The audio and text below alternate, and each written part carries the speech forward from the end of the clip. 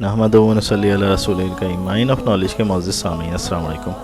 سلسلہ رمضان المبارک اور روزوں کے مسائل سے متعلق اپنی اگلی ویڈیو کے ساتھ حاضر خدمت ہیں. اس ویڈیو میں ہم ڈسکس کریں گے کہ کیا ناک، کان یا آنکھ میں دوا ڈالنے سے روزہ ٹوٹ جاتا ہے یا نہیں. مزید برآں کہ شدید درد اور تکلیف میں روزہ دار کیا کرے، یعنی حالت ایسی ہو جائے کہ شدید درد محسوس ہو رہا ہو جسم میں کسی بھی عضو میں، تو اس صورت میں روزہ دار کو کیا کرنا چاہیے اس ویڈیو میں ہم دیکھیں گے. آئیے دیکھتے ہیں. سامعین کرام، جسم کے سوراخوں میں سے کوئی چیز بدن میں داخل ہوگی تو روزہ ٹوٹ جائے گا. ناک سے راستہ حلق تک پہنچتا ہے، یعنی اس کی ناک کے تھرو آپ کے حلق میں چیز چلی جاتی ہے، تو حلق میں چیز چلی جائے گی کوئی بھی کھانے پینے کی یا دوا وغیرہ، تو اس صورت میں روزہ چلا جاتا ہے.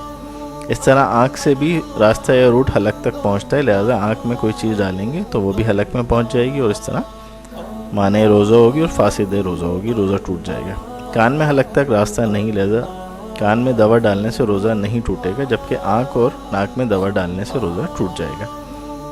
مگر اگر کان کا پردہ پھٹا ہو تو راستہ بن جاتا ہے. اس صورت میں اگر کان میں بھی آپ نے دوا ڈال دی تو روزہ ٹوٹ جائے گا.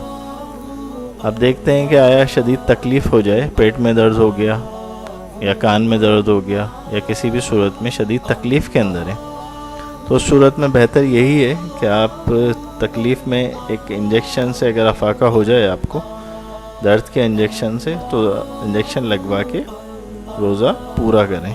اور کیونکہ روزے کا، رمضان کے روزے کا بہت زیادہ ثواب ہے اور اس کا نعم البدل بھی کوئی نہیں ہے، لہذا کوئی صورت ایسی نہیں چھوڑیں کہ آپ کا روزہ جو ہے وہ ٹوٹ جائے. ہر حالت میں آپ کو اپنا روزہ بچانا ہے، چاہے وہ انجیکشن لگا کے آپ اپنا روزہ کنٹینیو کر سکیں تو کر لیں، یہ بہت ہی اچھا ہے. اور کیونکہ انجیکشن کے بارے میں فقہائے کرام نے بہت سونے رخصت بھی دی ہوئی ہے، لہٰذا اس رخصت کو اویل کریں تاکہ آپ کو رمضان کی برکتیں اور رحمتیں اچھی طرح پوری کی پوری مل سکیں. جزاک اللہ خیر. اگر ہماری ویڈیو پسند آئی تو کائنڈلی چینل کو سبسکرائب کر لیجیے اور بیل آئیکن کو کلک کر لیجیے تاکہ مزید ویڈیوز آپ کو ملتی رہیں.